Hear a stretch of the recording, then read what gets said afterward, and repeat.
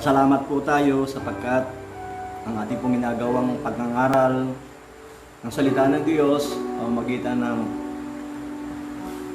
ganitong uri ng pangangaral ay tunay na malaking pagpapala mula sa Diyos. Sapagkat tunay na nagkakameron po tayo ng pag-aabutan dahil nga po sa ganitong pangangaral at inaabot po tayo lalo ng Panginoon. Kaya sa oras pong ito, nais ko magturo muli ng salita ng Diyos. Ang nais ko ituro na mula sa Diyos ay yung kung lagi tayong mapagpasalamat sa Diyos. Basahin po natin ang Lucas chapter 1, verse 35. Sabi po rito sa Lucas chapter 1, verse 35. Sumagot ang anghel, sumasa iyo ang Espiritu, at apasasalalim ka sa kapangyarihan ng kataas-taasan Diyos. Dahil dito ay isisilang mo ang mo'y banal at tatawaging anak ng Diyos. Tayo po'y manalangin. Magpapalang Ama sa langit, ang bawat isa po ay nagpapasalamat sapagkat sa talatang binasa namin, ipinakita mo ng iyong anak na si Jesus ay ipadadala mo upang maranasan po ng bawat isa ang biyaya ng iyong pagliligtas. Tunay po, Panginoon, na sa simula pa lamang ipinakikita mo ang sobra-sobrang pag-aalala mo sa amin at ang maganda mga plano mo sa amin, especially sa iyong ginawa ng pagliligtas at gagawin pang pagliligtas upang sa gayon nakita namin na ikaw ang Diyos ng pag-ibig, Diyos na mabuti, Diyos na tapat. Kaya ang dalangin namin, Panginoon, bigyan mo kaming pusong lagi nagpapasalamat sa iyo. At sa gabing ito, sa aming pag-aaral ng pagpapasalamat sa iyo, pabukalin mo sa aming puso ang pusong nagpapasalamat lagi sa iyo. Ano man ang sitwasyon namin buhay, lagi ka namin pasalamatan sapagkat ito ang magagawa ng lahat ng iyong kong tinawag at nilalang na laging magpasalamat sa iyo. Salamat po sa pangalan po ng aming Panginoong Jesus. Amen. Ang talatang binasa po natin ay talata nagpapakita ng gagawing pagliligtas ng Diyos sa bawat isa po sa atin. Katotohanan po, ang pagliligtas ng Diyos sa bawat isa po sa atin ay tunay na sa dalawang bahagi ng buhay po ng tao. Sa natural na buhay natin, tayo po ay patuloy na ginagampanan ng Diyos ang kanyang pangako na tayo po ay kanyang ililigtas. Pangalawang bahagi po ng pagliligtas at pinakamalaga sa lahat ay yung pagliligtas ng Diyos sa atin doon sa tiyak na kapahamakan at tayo'y dalhin ng Diyos doon sa buhay na walang hanggan. Kung ating pong papansinin, ang sitwasyon po natin ito, ang tinang po natin ay ang pawang kabutihan ng Diyos. Bibigyan ko po kayo ng napakahalagang example. Pag po ay nanonood ng mga balita tungkol sa ginagawa ng lahat ng mga mayor, gobernador, ng ating Pangulo, at pagkatapos, pag ako'y titingin sa Facebook at nakikita kong ginagawa ng mga mayor na napakaraming ibinibigay ng mga bigas, binibigay ng mga tulong, na nagpapakita na ang lahat ng mga namumuno ay hinihipo ng Diyos upang magkameron ng kompasyon sa lahat ng kanilang nasasakupan. At ito'y pagpapatunay na ang pagkakalinga ng Diyos ay ating pong nararanasan. At ang isipin po natin, saan nanggagaling ang dami ng bigas? Saan nanggagaling ang dami ng dilata? Saan nanggagaling ang mga kinakain ng bawat isa? Gayong napakarami nating mga Pilipino. At nakakatuwa ang ginagawa ng Diyos. Dito naging bukas ang puso ng lahat ng tao para magtulungan at tunay na makameron ng bawat isa ng mga pangangailangang pisikal. Bagamat may mga balita rin naman na kung saan ay hindi maganda, pero pumukus po tayo sa mas maraming maganda. Maaaring ang balitang hindi maganda ay mga 5%, Pero sinusigurado ko po sa inyo, ang balitang maganda ay mga 95%. So, sa mga pangyayaring ito, ako'y naniniwala na maraming gagawin ng Diyos na pagpapala sa ating pong bansa. Kasi nagbukas ang namumuno sa atin, mula po sa ating Pangulo, ng pagbibigay ng tulong sa mamamayan. Nang ibig sabihin po nito ay natutuwa ang Diyos at tunay na pagpapalain ng Diyos ang ating pong bansa. Sa kasaysayan po ng ako po ay makamer ng pagkakaunawa tungkol sa nangyayari sa ating pong bansa mula sa aking pagkabata. Ito pong panahon na ito ang pinakamalaking ginawa ng gobyerno para suportahan at tulungan ang mga mamamayan. Kasi katotohanan po, maraming sasabi, napakagaling manghingi ng gobyerno sa mga tao ng mga tax, pero mahirap magbalik ang gobyerno ng mga tax na ibinayad sa mga mamamayang Pilipino. Pero dito po sa sitwasyon na nangyaring sa quarantine dahil doon sa COVID-19, nangyari po na ang gobyerno, ang namumuno, ay nagbibigay ng mga pinansyal na suporta, material sa mga tao. Ang mga bansa na makikita natin mayayaman, kagaya ng United States of America, ang European country, maging ang Scandinavian country, sa akin pong paglilibot sa buong mundo, nakita ko po ang kanilang mga tinatawag na pag-uugali about pagtulong sa mga mamamayan. At kahit po mga bansa na ito ay nahihirapan na, pero patuloy silang sumusuporta sa mamamayan hanggat magagawa nila. So dahil sa kanilang ginagawa sa mga mamamayan, tunay na hindi binababayaan ng Diyos ang mga bansang na aking pong nabanggit. At sa ating bansang Pilipinas, nakita ko nagsimula na. Nagsimula na ang mga namumuno sa atin ay tunay na sumusuporta sa mamamayan. At ito yung senyales o sign na magbubukas ang Diyos ng mga pagpapala sa bansang Pilipinas. Kasi nagmamahal na ang mga namumuno sa mamamayan at sana lamang makita na ito ng mamamayang Pilipino ang ginagawa ng Diyos, especially sa ating pong mga mananampalataya. Kasi ang isang bansa na kumakalinga sa kanyang mamamayan ay tunay na pinagpapala ng Diyos. Kaya kung paano napakaraming propesiya sa ating bansa na magiging pinakamayamang bansa sa buong Asia, at ang sabi po ng ibang mga prophet pa ay magiging America of Asia, ay ako pinaniniwala natin magaganap kasi nangyari at naganap na sa atin na sumuporta na ang gobyerno sa mamamayan.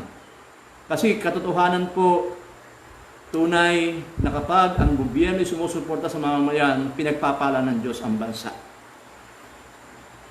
Dito po, makikita natin mabuti ang Diyos. Iniligtas tayo ng Diyos doon sa tinatawag na kagutuman o kahirapan. Dahil kung titingnan po natin ang panahon po natin ito, sabi ng bawat sa atin, hindi naman tayo pinagkukulang ng Diyos at maaaring labis-labis pa ang dumarating na pagpapala ng Diyos sa ating buhay. So ito po yung tinatawag na pagpapatuloy ng dapat pasalamatan ng Diyos sa ating mga mananampalataya, sa naniniwala sa Diyos. Dapat pasalamatan ng Diyos. Sana po kayo po i-agree doon sa mga bagay na ito. Ang binanggit po na talata na ating binasa doon sa Lucas chapter 1 verse 31 ay ang pangalawa ay yung pagliligtas ng Diyos sa ating po na kung saan mula pa nang tayo isilang ay tayo makasalanan na. Pero dahil doon sa biyaya ng Diyos, gumawa siya ng paraan na ang tao ay hindi mapunta sa kapahamakan dahil maliwanag ang sabi ng salita ng Diyos. Ang kabayaran ng kasalanan ay kamatayan. Nang binabanggit na kamatayan dito, ang kapahamakan walang hanggan sa impyerno. Pero dahil sa ginawa ng Panginoong Hesus, ipinadala ang kanyang anak, isinilang, nagkatawang tao, ginampanan niya yung kanyang responsibilidad, yung pinagagawa ng Ama, hanggang sa mamatay sa krus ng Kalbaryo, binayaran natin kasalanan, at patuloy na tayo'y kanyang Ginagawa yan upang maranasan natin ang pagkalinga ng Diyos at ihatid tayo ng Diyos doon sa buhay na walang hanggan. So, sa mga bagay na ito, talagang masasabi natin, dapat nating pasalamatan ng Diyos.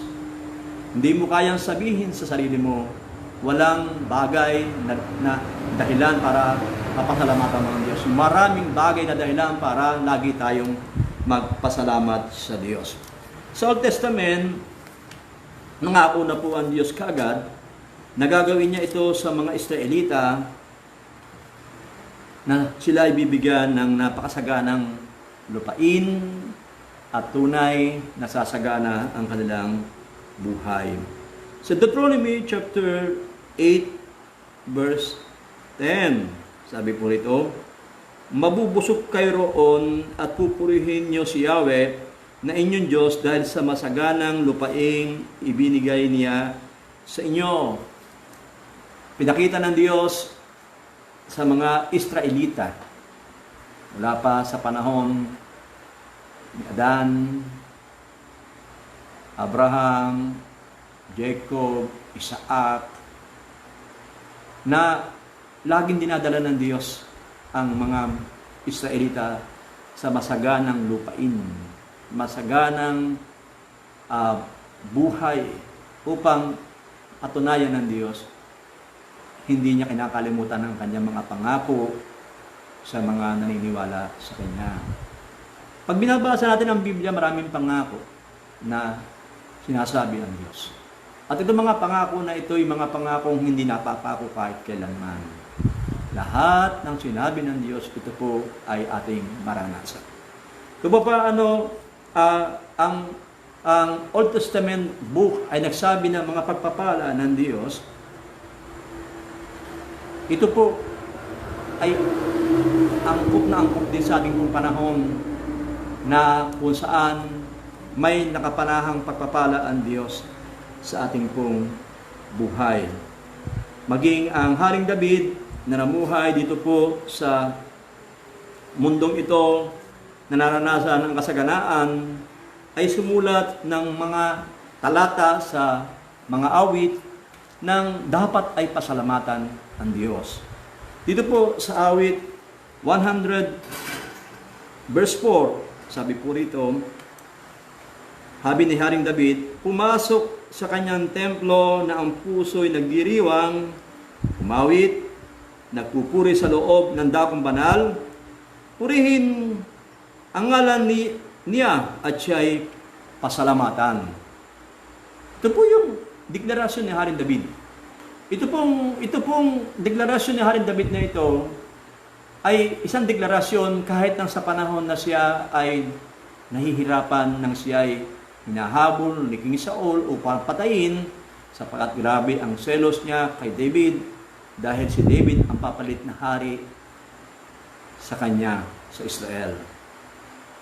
Natutunan ni Haring David na lagi magpasalamat at magpuri.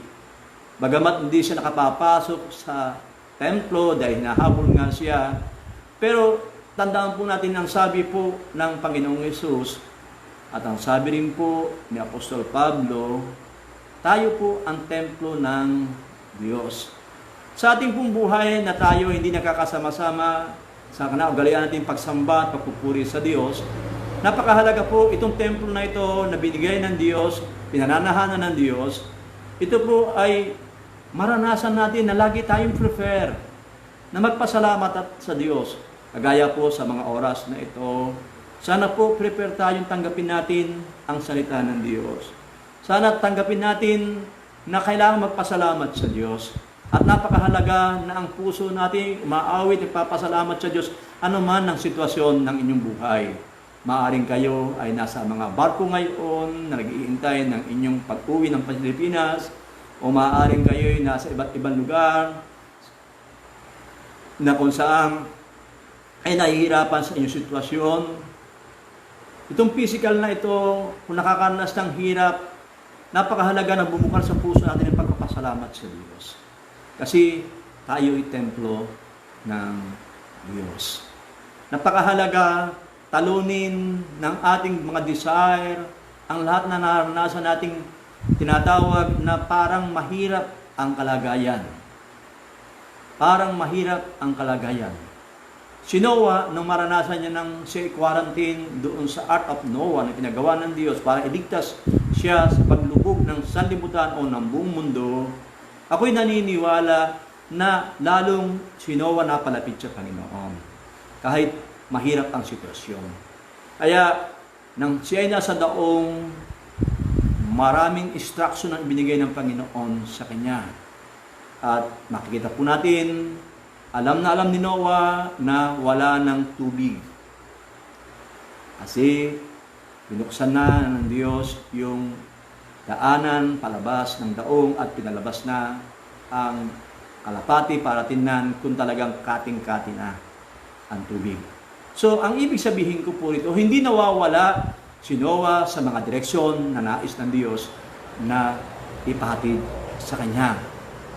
At isa pang ginawa ni Noah ay siya ay naghandog sa Diyos. Ito ay alam din niya na gusto ng Diyos ito. At sa paghahandog ni Noah sa Diyos, nang ang usok na masamyong handog sa Diyos ay naamoy ng Diyos, nangako ang Diyos na ang sabi ng Diyos, hindi ko na muling gugunawin ang mundo sa baha. Kapag makikita ninyo ang baghari na ito, maalala ninyo ang aking covenant sa inyo.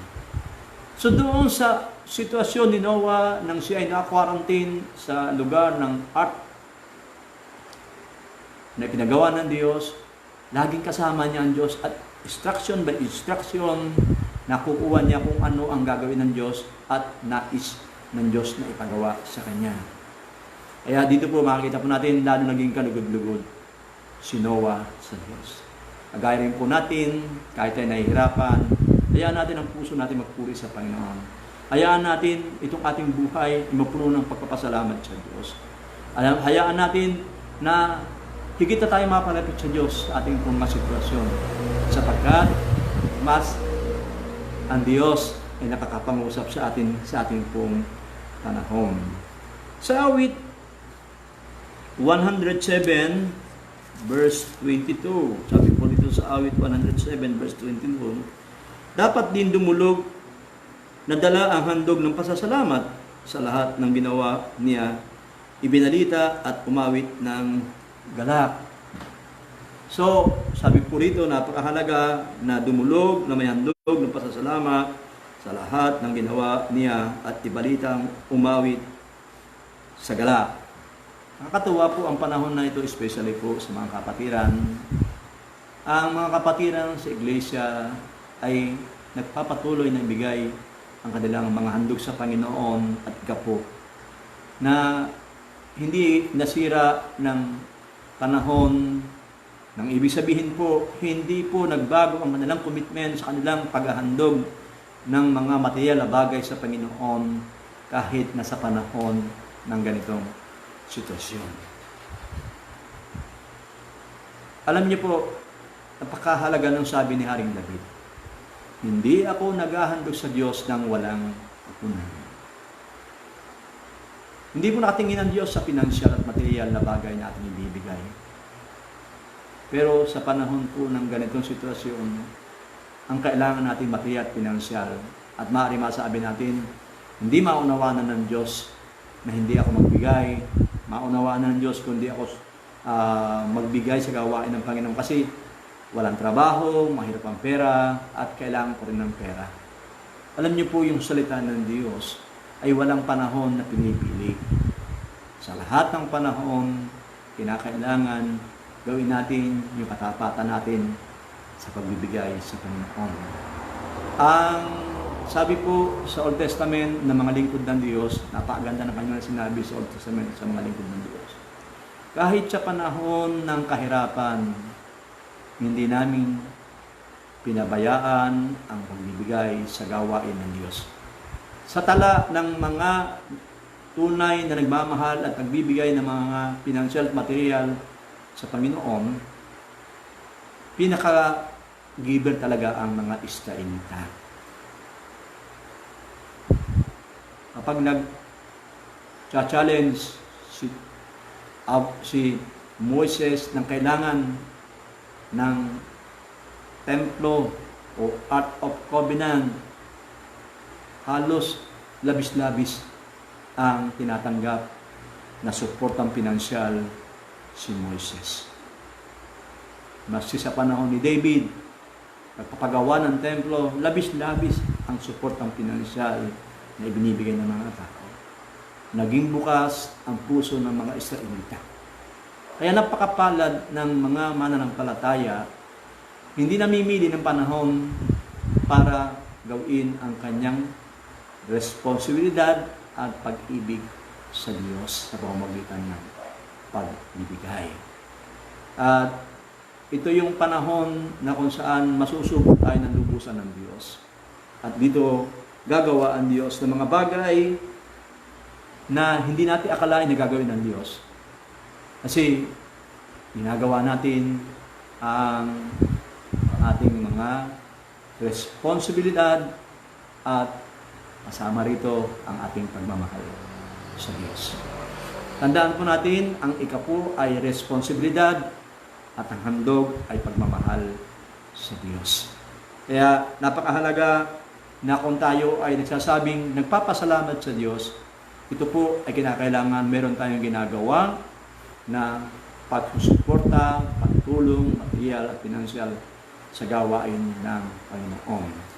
Sapagkat tinakda ng Diyos ang mga panahon na ito upang tayo po ay lalo niyang matesting. Bagamat tayo po ay masasabi ng proven na tayo, pero lalo pang tayong masusubok ng Diyos.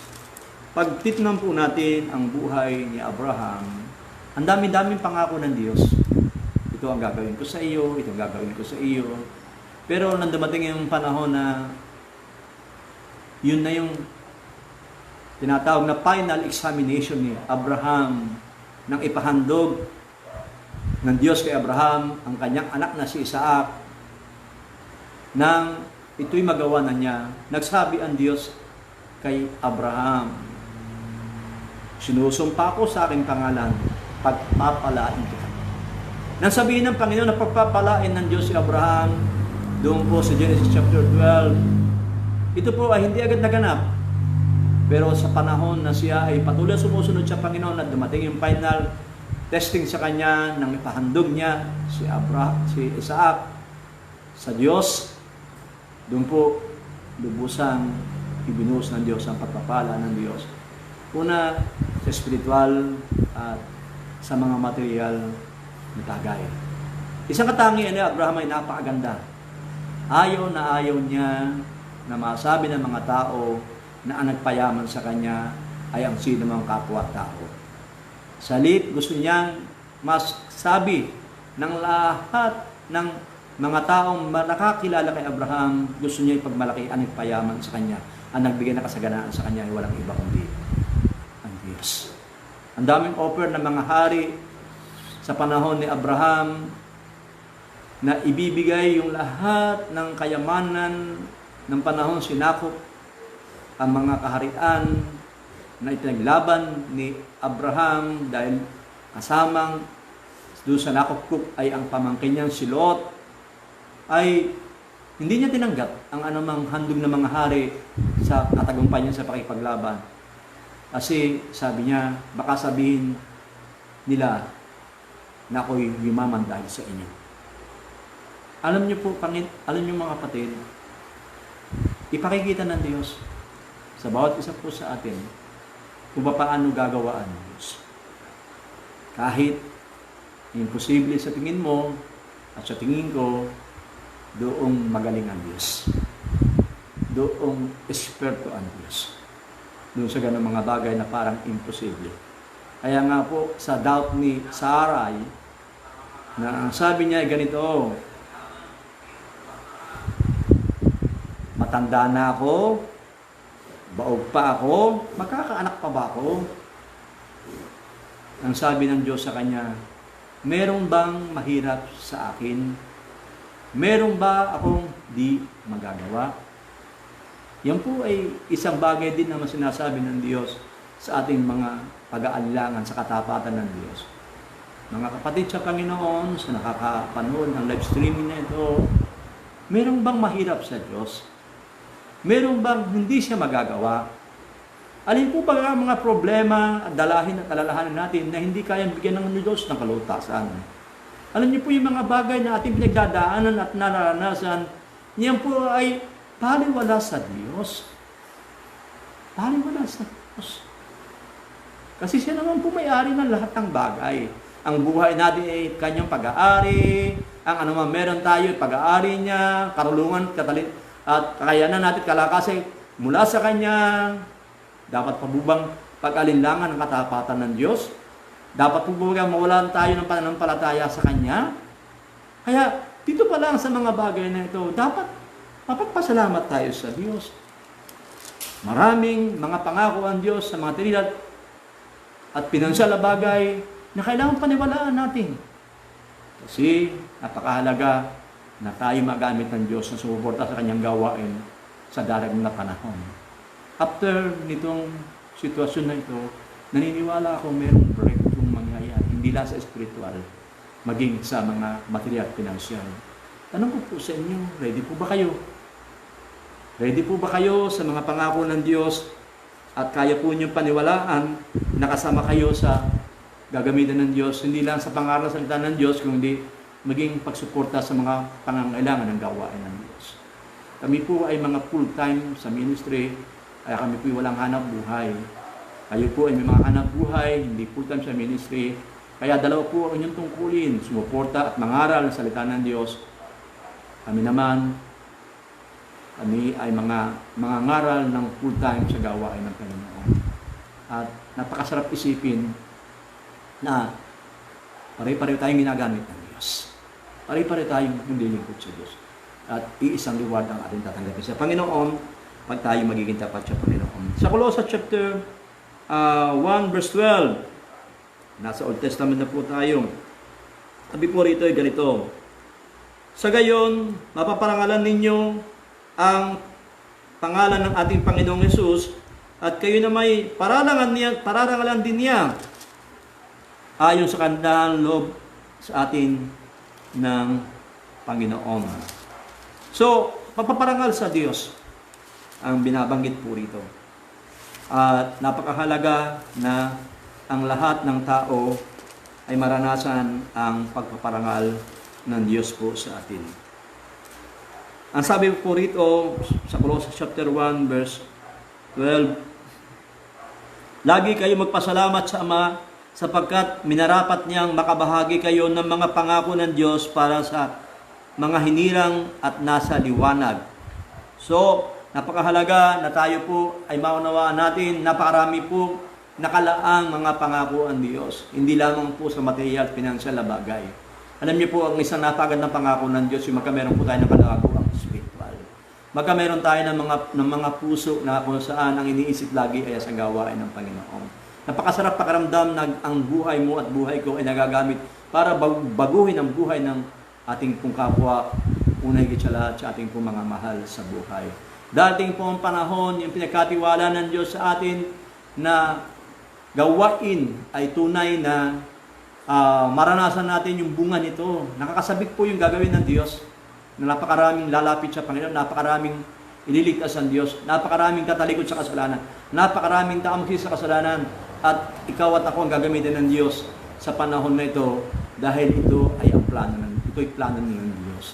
Kaya nga tayo po ay binibigyan ng Panginoon ng pagkakataong lalong maging malapit sa Panginoon para kada instruction ng Panginoon sa atin, sa lahat ng gagawin natin sa pamamagitan ng pag-iibanghelyo o pagdadala ng mga kaluluwa sa kaharian ng Diyos, tayo po'y maging qualified at walang masayang na panahon sa ating pong buhay.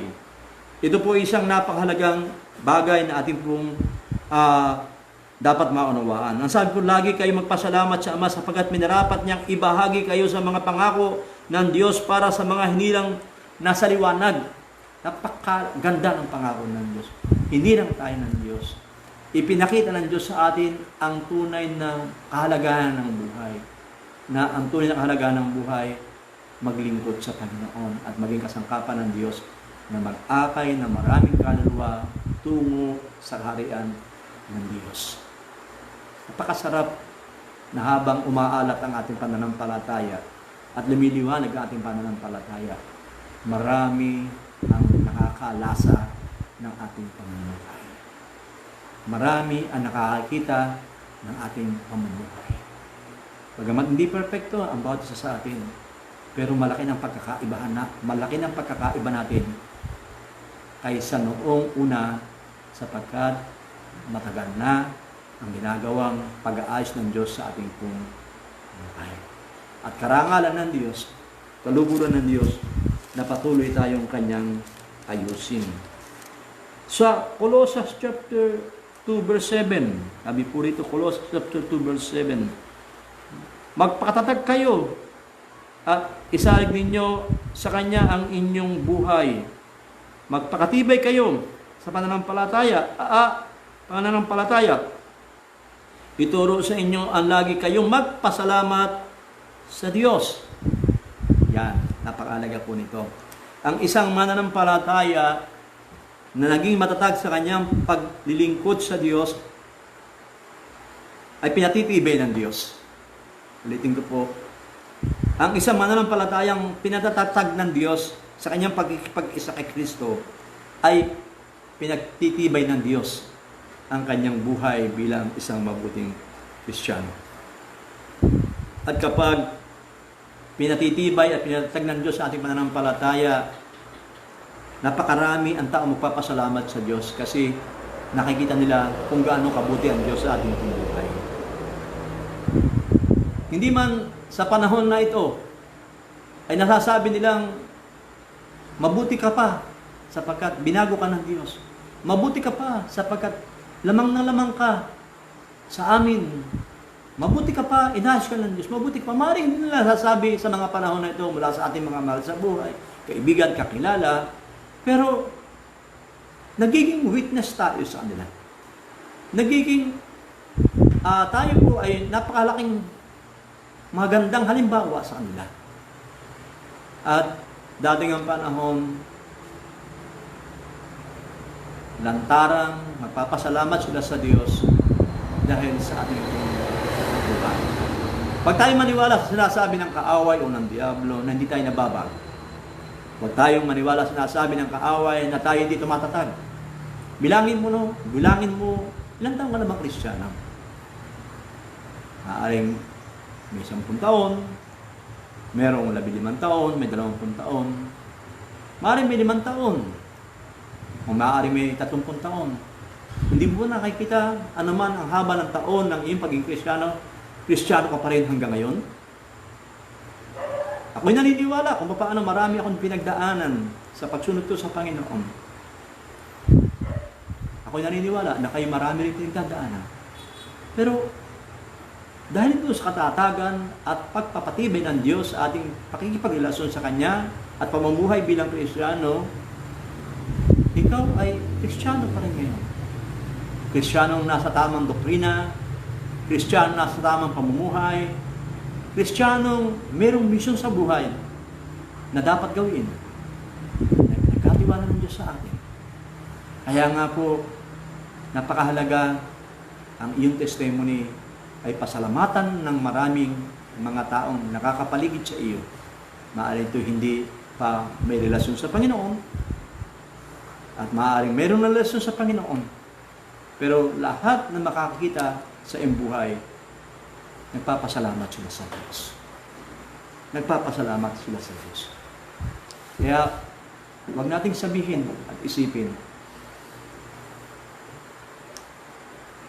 ang mga tagang ayaw ko na, gusto ko nang umalis sa paglilingkod sa Panginoon, gusto ko nang makipag-break sa relasyon ko sa Panginoon, kasi may mga pagkakataon kapag yung ang dami-daming pagsubok at problema sa buhay, nakikipag-break sa pakikipagrelasyon sa Panginoon. Pero itong tandaan natin mga kapatid, kailanman hindi iniisip ng Panginoon na makipag-break sa relasyon mo sa Panginoon. Sa halip, lagi niya tayong sinusundan. Lagi niya tayong hinahanap Lagi niya tayong ipinapanalangin. Paano ipinanalangin ng Panginoong Yesus si Peter nang siya ay pinayagang subukan ng kaaway, ng diablo. Ganon din po ang panahon natin. Natapos ng Panginoon ang pagliligtas sa atin, siya mamatay sa krus ng Kalbaryo. Pero hindi tumigil sa paggawa ang Panginoon sa pamamagitan ng pananalangin sa atin araw-araw. Alam niyo po ba, pinapanalangin tayo ng Panginoong Yesus na tayo makapanatili, maging matatag ang ating pananampalataya at talagang makalayo sa anumang uri ng kasalanan. Kung walang ginagawang pananalangin ng Diyos sa atin, baka kung saan na tayo pinulot. Kilala ba natin ating sarili? Diba? Alam natin, wala tayo kakayanang magtagumpay, wala tayo kakayanang kapanatili sa Diyos. Pero dahil sa panalangin ng Diyos, dahil sa biyaya at habag ng Diyos, nakatayo ka pa rin sa harapan ng Panginoon at nagpapasalamat, salamat Panginoon. Buhay pa, born again pa, at magpapatuloy hanggang sa muli mo pagparito ay buong-buo ang aking relasyon sa iyo. Church, huwag nating sasayangin po ang pinagkatiwala ng Diyos sa atin na pagkakatawag sa atin bilang mga anak ng Diyos. Napakapalad ng mananampalataya, nagpapahalaga sa kanyang relasyon sa Panginoon. Ikaw at ako yun. Ikaw at ako yun. Colossians chapter 3 verse 15. Sabi po rito, paghariin ninyo sa inyong puso ang kapayapaan kaloob ni Kristo, sapagkat yan ang dahilan kung bakit kayo tinawag sa iisang katawan, magpasalamat kayo lagi. Praise the Lord. Nasabihan dito ang mga mananampalataya, ang bawat pamilya ng Diyos, na patatagin natin ang ating relasyon sa bawat isa bilang mga mananampalataya sa bawat iglesia, sa bawat pamilya ng Diyos. Meron tayong number 1 na pamilya. Alin po yun? Yung pamilya ng Diyos. Pangalawa na lang talaga sa atin ang pamilyang natural, dahil dun sa pamilya ng Diyos, ito yung lagi nakakaunawa sa atin. Yung pamilya ng Diyos, bagamat hindi perfecto, ito yung nalalapitan natin hinga ng tulong. Yung pamilya ng Diyos, ang nakakaunawa sa atin, sa ating pong mga kahinaan at mga kalakasan. Kasi iisang Espiritu sa atin na naghahari. Kaya dito, ipinakikita po rito na napakahalaga na lagi tayong magpasalamat sa Diyos. Pasalamatan natin ng Diyos sa ating kinabibinyangan iglesia. Pasalamatan natin ng Diyos sa mga leader at tagapangaral na salita ng Diyos na ating kinabibinyangan. Pasalamatan natin ng Diyos sapagkat ang mga pinansyal at material na ipinagkakatiwalaan natin sa Diyos ay nagagamit para sa karya ng Diyos. Pasalamatan natin ng Diyos sapagkat may kagalingang pinadadaloy ang Diyos sa kanyang iglesia. Pasalamatan natin ng Diyos sapagkat may kapayapaang ipinadala sa Panginoon sa atin. Pasalamatan natin ng Diyos sapagkat napakaraming pangako pang gagawin ng Diyos sa ating pamilya, sa ating pong iglesia. Napakarami po siyang nakapanahan mga bagong bagay na gustong iparanas sa atin. Alam niyo po, yung ating naranasan ng paglilingkod sa Panginoon, patikim pa lamang yan. Pero pag ibinuhos ng Panginoon yung full blast na kanyang gagawin sa iglesia, baka po tayo mamangha, baka po tayo magtaka, baka po tayo hindi makapaniwala na grabe pala, magigilalas tayo sa mga gagawin at ginagawa at gagawin pa ng Diyos.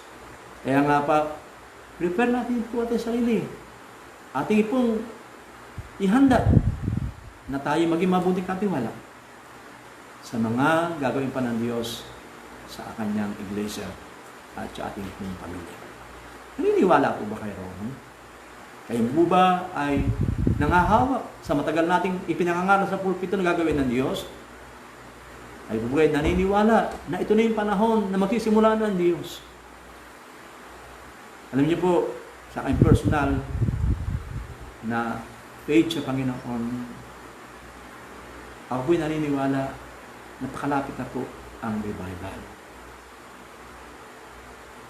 Na napakahalaga, magpahanda po tayo sa Diyos sa pamamagitan ng kanyang biyaya. Lagi pong may biyaya ang Panginoon. Sa unang Thessalonica, chapter 5, verse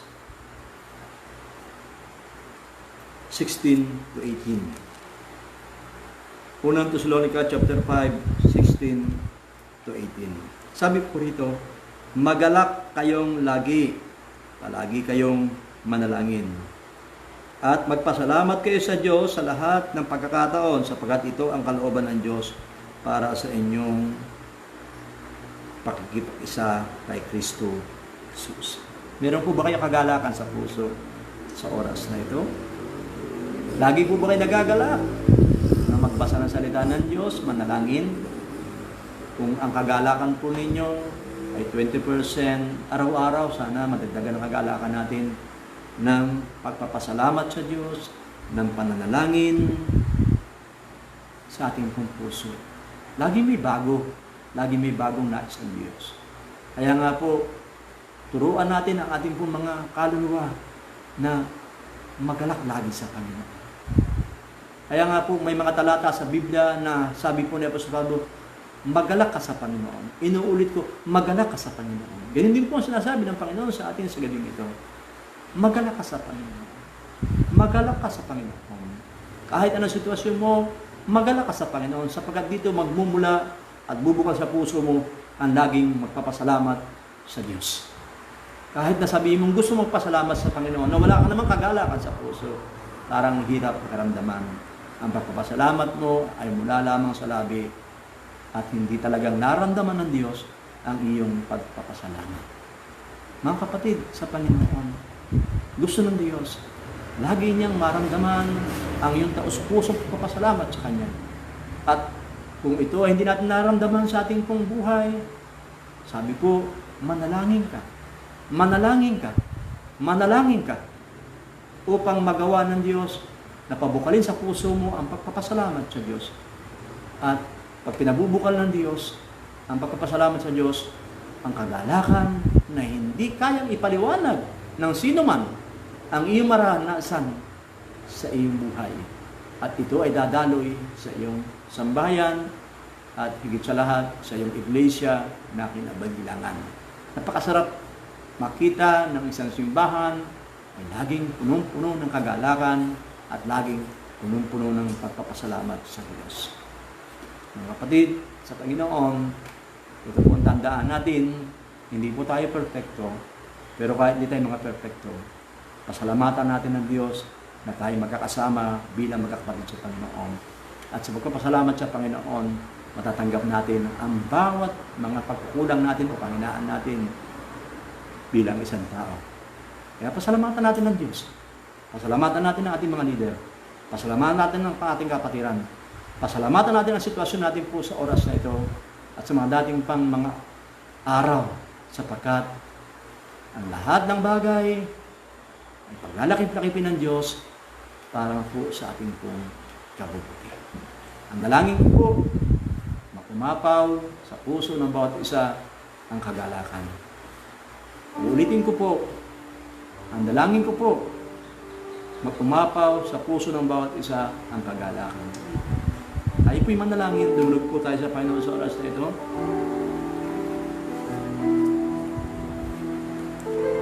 Sa maikling oras na aming pag-aaral tungkol po sa iyong mensahe, maunawaan namin na napakahalagang lagi kang pasalamatan at purihin sa amin pong pakikipagrelasyon sa iyo. Sabi mo sa iyong salita, lumapit sa iyo ang nauuhaw at pabubukalin mo, Panginoon, sa aming mga puso ang kagalakan na hindi kayang pigilan ng anumang kalungkutan o problema. Nais ko, Panginoon, sa gabing ito, buksan mo ang durwangawan ng langit at sa lahat na nakakarinig at makakarinig pa ng pangangaral tungkol sa pagpapasalamat sa iyo. Gawin mo yung salita mo, Panginoon, na pabubukalin mo sa aming puso ang kagalakan. At sa pamamagitan ng kagalakan, pabubukalin mo sa aming puso. Lagi namin ikaw pasasalamatan sa lahat ng panahon ng aming buhay. Sapagkat sa lahat ng panahon ng aming buhay, kami nasa iyong kamay. Hawak mo kami. At tunay, ang pagkalinga mo ay amin pong maranasan at maranasan pa. Pinagkakatiwala ko sa iyong iglesia. Pinagkakatiwala ko sa iyo ang lahat na nakakapanood ng live streaming na ito, Panginoon. Maranasan ng bawat isa ang iyong mayamang pagpapala, ang mayamang mong biyaya. Ano man ang sitwasyon po ng bawat isa sa amin. I-declare mo sa oras na ito, kapatid, pinagpala ka ng Diyos. Pinagpala ka ng Diyos. Ang kagalakan ng Diyos, i-declare mo, ay tinatanggap mo sa oras na ito. Ang kapayapaan ng Diyos, i-declare mo na tinatanggap mo sa oras na ito. Ang kasaganaan ng Diyos, i-declare mo na tinatanggap mo sa oras na ito ng iyong pamilya, saan ka man lugar naroroon. At kung ikay may karamdaman sa oras na ito, i-declare mo kagalingan mula sa Diyos. Palitan ng Diyos ang kalungkutan mo ng kagalakan. Palitan ng Diyos ang kabalisahan mo ng kapayapaan na bumula sa Diyos.